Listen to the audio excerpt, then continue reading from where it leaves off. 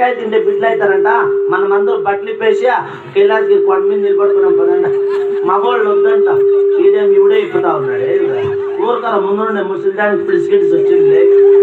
అమ్మా దేవుడిచ్చిన నిమ్మకాయలు తింటే బిడ్డలు అవుతారు. అవును తలారి. అయితే దేవుడు ఎన్ని నిమ్మకాయలు ఇచ్చినాడమ్మా? తలారి 3 నిమ్మ పండ్లు ఇచ్చినారు తలారి.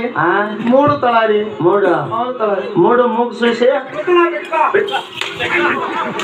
పెట్టుకో. నా కొడుకు మాట్లాడి పెట్టుకో. కొద్దిలా పెట్టుకో. నా కొడుకు అసలు పెట్టుకో. నాకు అయినా మరి నా కొడుక ఏమో ఒకటైతే బాధపడచ్చు. 3 ఇచ్చిండేది అమ్మకి వెళ్ళిపోయిపోతుంది అంతే. అయినా కొడుక దేవుడిచ్చిన నిమ్మకాయలు చూడమ్మా.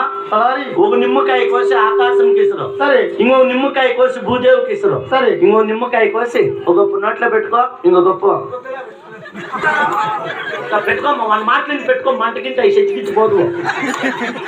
ఒక ఎట్లా పుడుతురు నా కొడుక నువ్వు? ఆ మాట అనొచ్చునేమ్మరా. నేను అంటానేమ్మరా. ఆ మాట ఎట్లా అంటావు? అమ్మ పుట్టురాతరా భక్తురాలు అని చెప్తా. నా కొడుకు అన్నల్లా నాతో ఏట్లు తినాలా. నేను అంటాను ఆ మాటలా. నేను అంటాను. నువ్వు ఎట్లా అంటావా?